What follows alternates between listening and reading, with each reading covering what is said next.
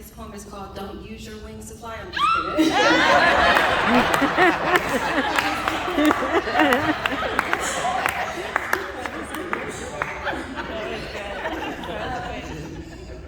So how many people here are in ministry? If you're in ministry, raise your hand.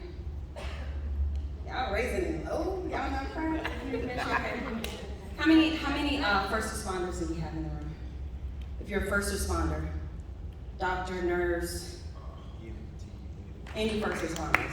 I see. Aren't you a first responder, maybe? Okay, so any first responders? Okay, so no one, but it's a lot of people in ministry. Okay, I see it. Thank you. Thank you.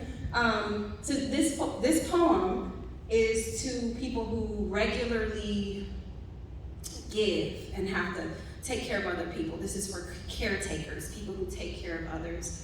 And one of the things I just want to remind us all is that we cannot share from an empty cup.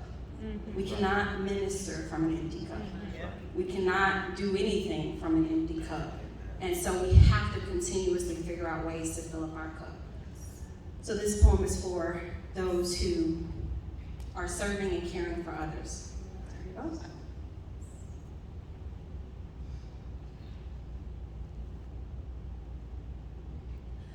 Welcome aboard, and thank you for flying with us.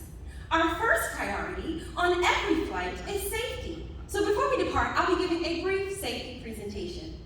There are 10 exits on this plane, 6 doors, 3 on each side, and 4 exit windows over the wing. All exits are clearly marked with exit signs.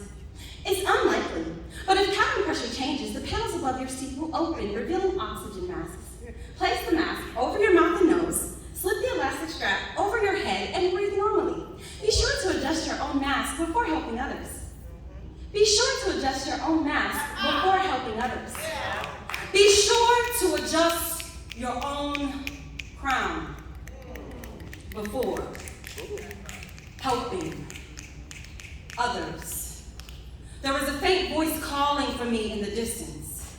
That voice sometimes sounds unfamiliar.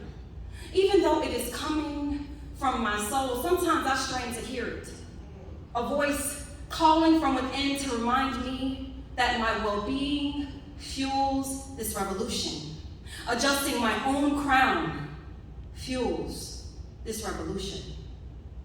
I cup my hand against my ear and lean toward the promise of sound, bound closely to the memory of revolt. Assault against the capital of my soul. The stressors of this time are unrelenting, unexpected. Rough air keeps consenting, resenting the very essence of my source. I am starved for rest as I carry the burden of all those who are oppressed. You are built for this, they say. Lay down, say yes, feel guilt for this. Express your identity within the context of others. You are wife, you are mother, you are sister, you are friend. Forget who you are within. Bend to every moving wind. Send auto-reply out-of-office messages, but still chime in.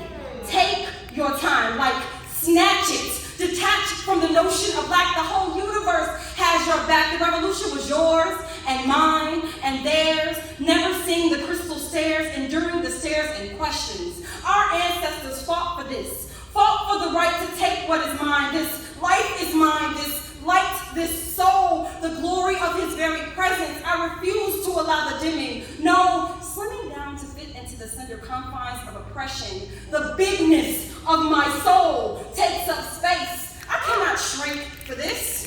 I cannot blink. Don't you understand that the closing of my eyes can initiate a revolution? That's why I stay woke, soaking myself in the glory of who he is and called me to be, steeped in the richness of his word, adorned with the fragrance of his presence. This is self-care, course-correcting anything that may challenge, reaching your highest cruising altitude, and doing just that, cruise toward divine alignment and timing, because you best believe we understood the assignment for us. Self-care isn't a capitalistic venture. It is ground zero for political warfare. Restoring myself is an act of protest. I said for us. Self-care isn't a capitalistic venture. It is ground zero for political warfare. Restoring myself is an act of protest, and I'm here for it. I want to shed a tear for it. Steering clear of anything that may challenge. I kind of deserve it all, because there's already so much invested. So I speak life and expect it, manifested. Oh, you powerful being, deserving of care. It is our duty to provide fuel for this revolution. So there is a faint voice calling for us in the distance. That voice sometimes sounds unfamiliar. Even though it is coming from our soul, sometimes I strain to hear it. A voice calling from within to remind me that my well-being fuels this revolution. Adjusting my own crown fuels this revolution. So, passengers, we have started our initial descent. Make sure that your seat backs and tray tables are in their full upright position. Make sure that all your carry-on luggage is stowed underneath the seat in front of you and in the overhead bins. The flight attendants are passing through the cabin to pick up any remaining cups and glasses. The ground is near, and we have always been connected to the land. So ground yourself, always, in the bounty and intent of his being, but simultaneously soar, as if you are native to the clouds. Allow your doing to flood from an abundance of self-awareness and a plethora of self-care. Adjust your crown. Enter your kingdom. Sit back and enjoy this sacred space. Thank you for flying with us.